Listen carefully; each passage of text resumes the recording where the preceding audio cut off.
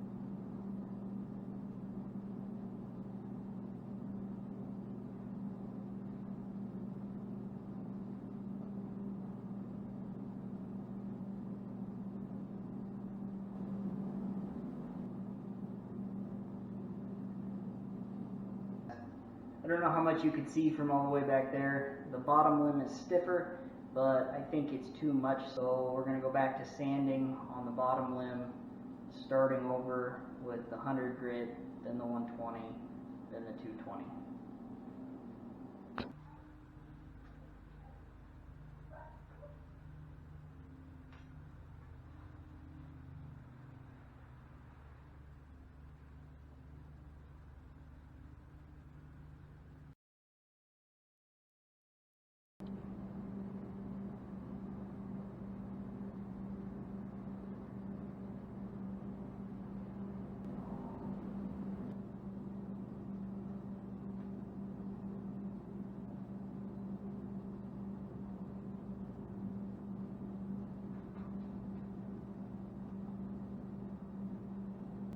Oh, there it goes. Right there at the fade. It's done. Game over, man.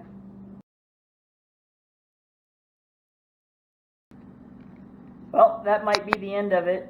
I have a crack all along here, and it goes up into the limb tip.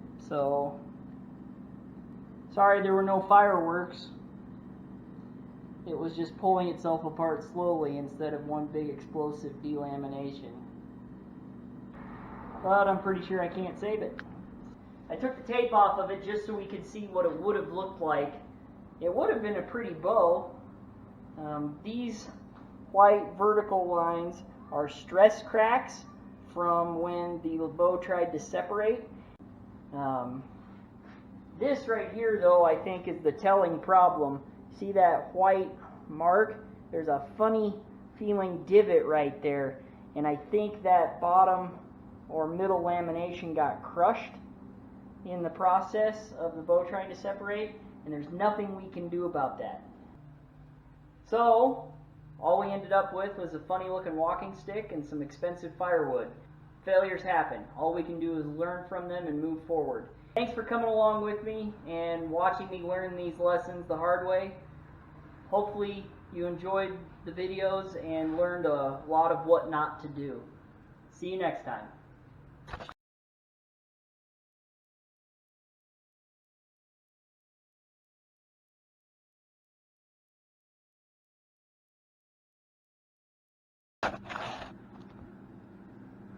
Okay, so I know I've been gone for a while. Last time I saw you, I managed to break the longbow that I was working on. The failure was in the design. That riser being 15, well, it actually wound up being about 15 and a half inches with the fades. That was way too short. It was putting too much stress on the middle portion of the bow, and the fade out ramps were too thick, which put too much stress on the fade outs themselves, combined with that short riser, and it cracked. Thankfully, it only cracked and it didn't violently delaminate. So anyway, I sat down and I did my homework this time. A lot of helpful forums out there, lots of information out there. Traditional bowyers' Bibles are good reads. I have access to them. I've read them in the past. I have no idea why I thought I could get away with that short of a riser. But anyway, so where have I been? Well, aside from work and other stuff going on and a trip, I've been working on this.